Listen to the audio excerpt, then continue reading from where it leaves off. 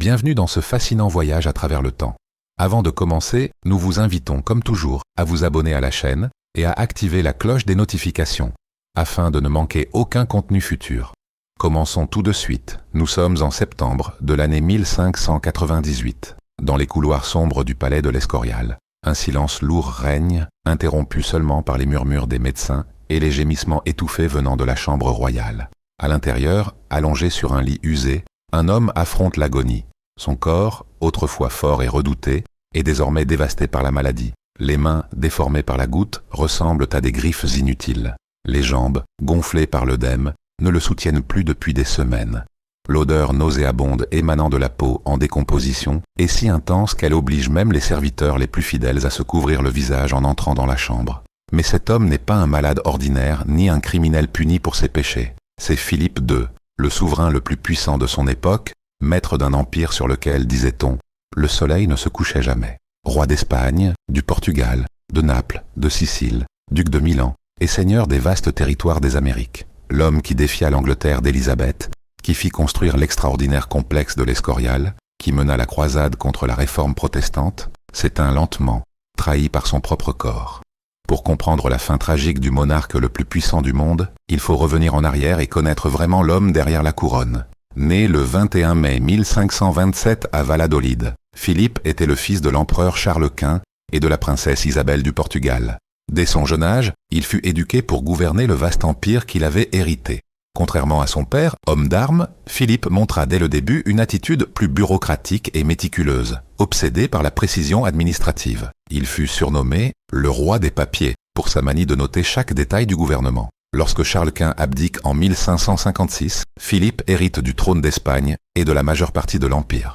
En 1580, à la suite de la crise de succession portugaise après la mort de Don Sébastien lors de la bataille d'Alcácer Quibir, Philippe revendique le trône en tant que petit-fils de Manuel du Portugal. Avec l'armée dirigée par le duc d'Albe, il défait les forces du prieur de Crato, Don Antonio, et était couronné Philippe Ier du Portugal, unifiant ainsi sous une seule couronne les deux plus grandes puissances mondiales. Philippe était un homme complexe, profondément dévot. Il se considérait comme l'instrument de Dieu sur terre. Il fut un défenseur infatigable du catholicisme, et sous son règne, l'Inquisition espagnole atteignit son apogée, persécutant hérétiques et infidèles. En même temps, il était un mécène cultivé, amateur d'art et d'architecture. Son œuvre la plus imposante, le monastère de San Lorenzo de l'Escorial, alliait fonctions religieuses, politiques et funéraires, devenant un symbole grandiose de son pouvoir absolu. Sur le plan personnel, Philippe se maria 4 fois. Sa première femme, Marie Manuela du Portugal, mourut en donnant naissance au prince Charles, qui fut ensuite enfermé pour désobéissance et mourut dans des circonstances mystérieuses. La seconde, Marie Tudor d'Angleterre, dite Marie la Sanguinaire, mourut sans lui laisser d'héritier. La troisième, Élisabeth de Valois, lui donna 2 filles avant de mourir elle aussi en couche. La dernière, Anne d'Autriche, sa nièce, lui donna enfin l'héritier tant attendu, le futur Philippe III, ainsi que d'autres enfants, dont 5 seulement survécurent. Malgré son pouvoir immense, Philippe II ne fut jamais en bonne santé. Dès sa jeunesse, il fut affligé de crises récurrentes de gouttes, une maladie causée par l'excès d'acide urique qui se manifeste par des douleurs aiguës dans les articulations. Surnommée la maladie des rois, elle frappait ceux qui menaient une vie opulente comme lui. Avec le temps, les attaques devinrent de plus en plus graves et débilitantes. En 1590, à l'âge de 63 ans, la santé du roi commença à se détériorer de manière drastique. À la goutte s'ajoutèrent des fièvres tierces, typiques du paludisme, et un œdème aux membres inférieurs qui déformait ses jambes. Immobilisé, prisonnier de son propre corps, le roi prudent devint spectateur de sa propre ruine. Au cours des 2 dernières années de sa vie, la maladie l'avait tellement frappé qu'il ne pouvait même plus écrire. Ses mains, déformées, ne parvenaient plus à tenir la plume. Pour un souverain qui s'était identifié à une administration minutieuse, ce fut une perte dévastatrice. Son physique, jamais vigoureux, commença à céder totalement. L'homme qui avait contrôlé la moitié de l'Europe ne parvenait plus à gérer même les fonctions les plus basiques de son corps. Au mois de juillet 1598, l'état de santé de Philippe II se dégrada encore plus dramatiquement.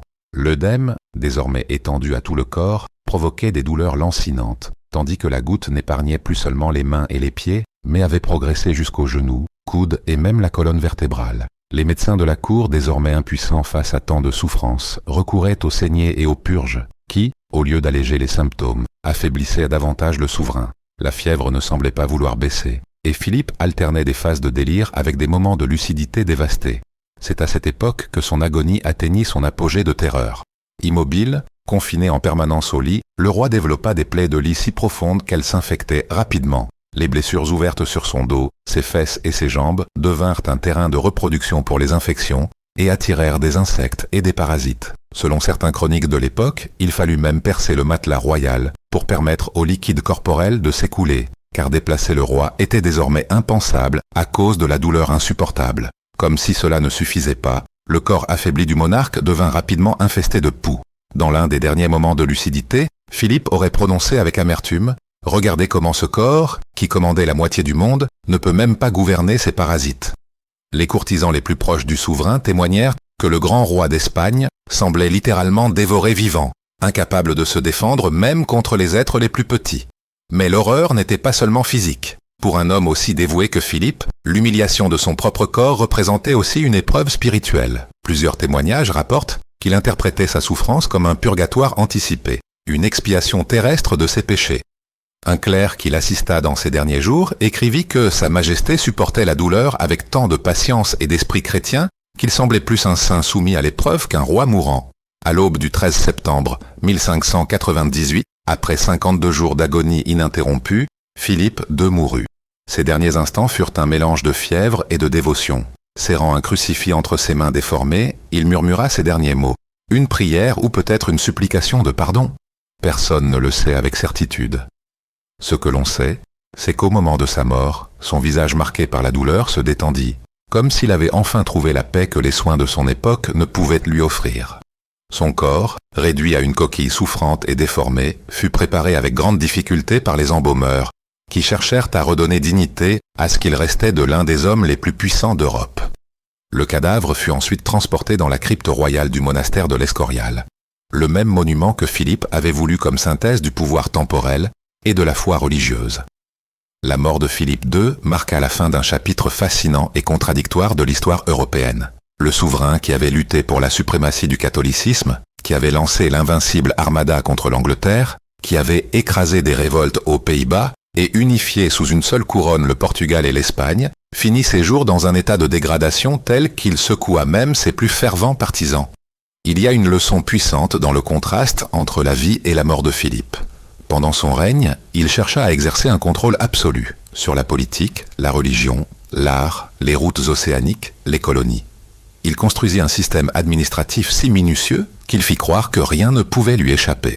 Pourtant, à la fin, il ne parvint même pas à gouverner son propre corps. L'homme qui se croyait l'instrument de Dieu devint le symbole vivant de la fragilité humaine. Les historiens se demandent encore aujourd'hui combien sa longue maladie a influencé les choix politiques des dernières années de son règne. Certains estiment que son affaiblissement progressif l'a obligé à s'en remettre à des conseillers incapables, responsables d'erreurs militaires et économiques, qui accélérèrent le déclin de l'Espagne. D'autres suggèrent que la souffrance l'a rendu plus enclin à la négociation et à la recherche de la paix, comme le montrent certains traités signés dans les dernières années de sa vie. Dans tous les cas, l'impact symbolique de sa mort fut énorme. À une époque où le corps du souverain représentait celui de l'État, voir le monarque le plus puissant de la chrétienté, réduit à un homme martyrisé et infesté de poux, fut un choc brutal pour la vision théocratique du pouvoir. Si même le roi oint par Dieu pouvait être anéanti par la souffrance, que signifiait cela pour l'ordre divin censé régir le monde? Le fils de Philippe, devenu Philippe III d'Espagne, et Philippe II du Portugal, hérita d'un empire vaste mais déjà ébranlé, qui allait entamer son lent déclin. Contrairement à son père, le nouveau souverain n'était pas un administrateur scrupuleux et confia le pouvoir effectif à des favoris comme le duc de Lerma. Peut-être marqué par les horreurs auxquelles il avait assisté, il préféra se consacrer au plaisir de la vie plutôt qu'aux tourments de la bureaucratie qui avait consumé son père. La mort de Philippe II nous rappelle avec une brutalité évidente qu'aucun pouvoir terrestre n'est éternel. Le roi qui régnait sur un empire où le soleil ne se couchait jamais, vécut un coucher de soleil personnel long, douloureux et profondément humain. Son agonie demeure un puissant memento mori, un rappel que, au-delà des titres et des gloires, nous sommes tous également destinés à confronter notre fragilité. Roi ou mendiant, la mort ne fait pas de distinction. Derrière les couronnes et les manteaux se cachent des êtres humains, soumis aux limites qu'aucune autorité ne pourra jamais annuler.